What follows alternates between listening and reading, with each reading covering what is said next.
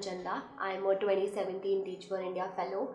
I'm an engineer by profession and educator by choice. The kind of environment that would motivate me to work was I really wanted to connect with the kids emotionally, and that was something that actually made me work harder for them. I wanted to be that teacher where kids can be completely honest, vulnerable with me and tell me what's going wrong. I'm Ankita. I'm a 2017 Teach for India Fellow. I did my education in literature from Lady Shri Ram College, post which I joined the fellowship. So the way I teach in class is very similar to how I learned in college, because I think that's where I took a lot of ownership of my own learning, and that's when I was able to learn more. That's when I was set on a path where you have to read all of this and you have to understand, then we'll come back and discuss, and they were very fruitful discussions. So I brought in the same sort of culture into my classroom and same sort of learning attitude. So I wanted to create an environment where kids had a space to say Didi not today, and also like Didi today. So I wanted them to tell me how they wanted the flow of the classroom, and I also wanted them to sort of work with one another and think of me only as a facilitator. I will give them the information that they probably don't have but can also get from the internet. But because they don't have, access to that right now, I will be the one who's going to give that to you, but build on that. I wanted a very self-driven, self-motivated yet opinionated class. Why do I think so? Why do I believe so? What do I see around me? What do I think about that? Why is this happening? A lot of questioning, a lot of curiosity, and a lot of what can I do? Because I come from a social science background, it's very important for me that the kids become social active citizens of the country. We both are very structured people in life in general. Yeah. We write everything down, we plan everything, be it personal or professional, and we're also very data driven. Yeah, like this was one of the observations in the unit test, that we have a big chunk of kids who are at a good RC level, and they like a lot of higher orders were there in the class.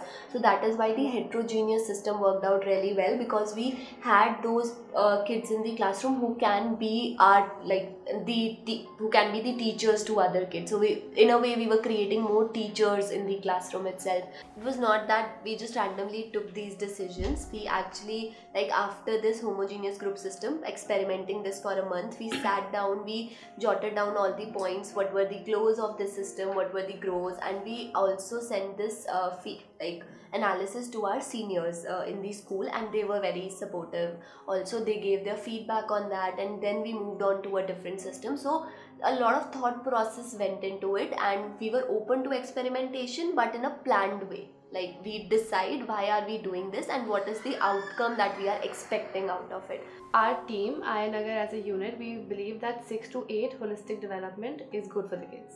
And after that, they will eventually have to move into the school system in 11th grade.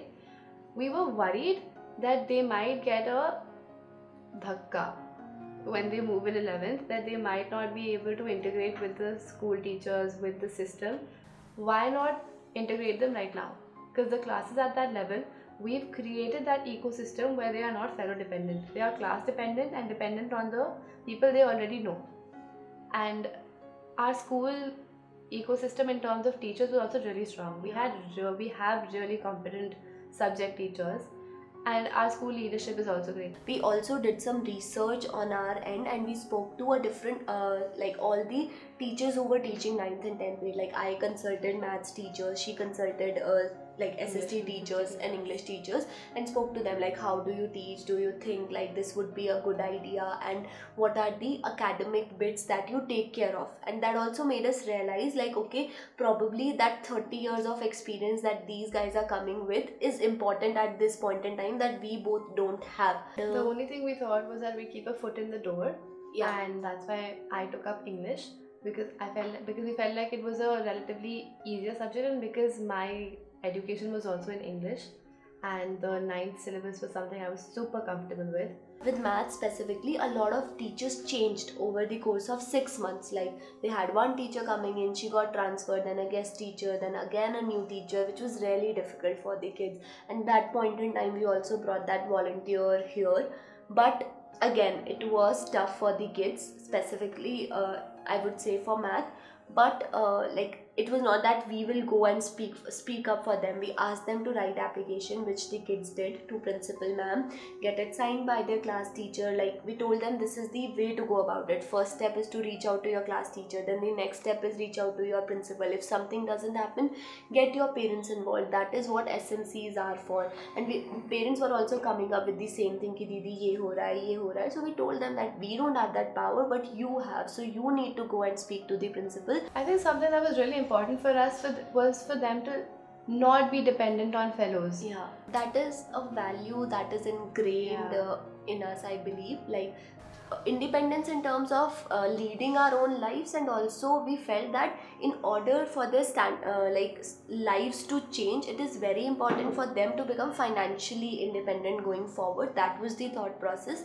So a lot of initiatives that we took, or the access and exposure that we were providing, that was also with that mindset, or the outcome that we were expecting was kids actually see how important it is and how wonderful it is to like take our own decisions and lead a life where you can manage your finances and everything on your own. I think initially we were the ones who were coming to the learning center regularly, so that the kids get into that habit of coming here. And post that, like, it was more on the volunteers, and it was a self-driven system with very less fellow input required. The volunteers will like speak to the community manager in the learning center. They would come and they would have a separate WhatsApp group with the kids where they'll coordinate the timing and all.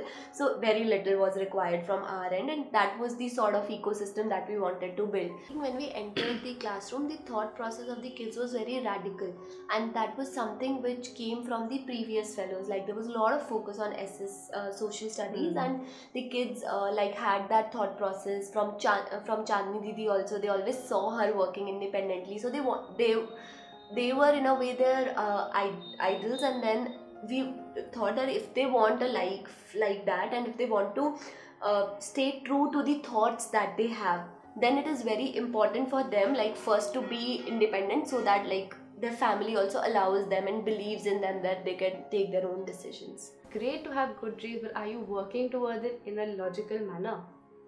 Is something that we both really push for in the classroom. That was through individual conversations, Yeah. and then like lately it was through the expectation setting that we had with the parents and the kids. Like, when they used to say things like, I want to be an actress, okay, like, let's draw a career path for you. Have you actually participated in anything, any theater and something? So will you actually be able to reach there? So just giving them this reality check was also important. Because they get influenced by what they see around them, and we are a community that lives very close to Haryana.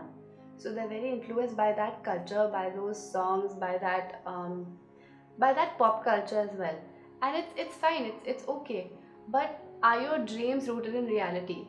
I see them and I'm happy knowing that they're moving forward in life, and they don't do the things that I used to have a problem with, like cribbing about everything, and not not working hard towards things.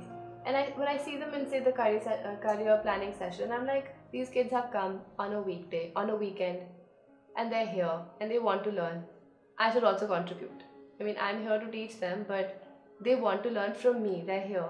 So I think that is something that I didn't have earlier, but that's changed because I've seen them work hard. I've seen them go from didi this, didi that, didi to, okay, I can do this. I just need your help with like 3-4 things. Rest I'll manage. So that shift it really empowers me, because I feel like I had like a small hand in this, and I'm just so happy that happened. I think like seeing the kids so focused, like some of them are so focused towards their goals and what do they want to do, that really drives us also. Like, okay, at least they are on that path where they're questioning things, and they're also trying to make things happen.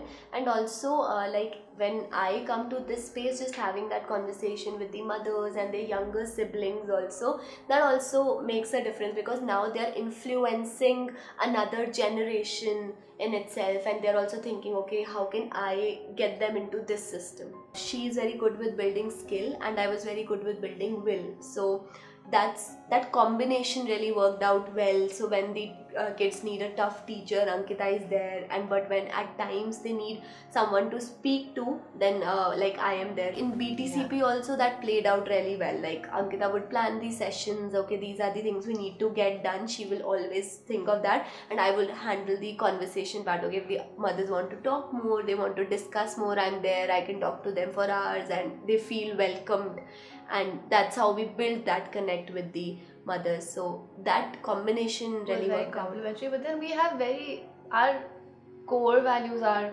almost the same. Like I've started valuing people in the fellowship. She's always valued people, and that's something I've really drawn from her. We both value hard work a lot. We both value plans and structures and getting things done a lot. I think for that it's very important for both the fellows to understand the purpose that each person is coming with for the fellowship, and if you understand that really well, then it becomes easier to accept it, things. yeah.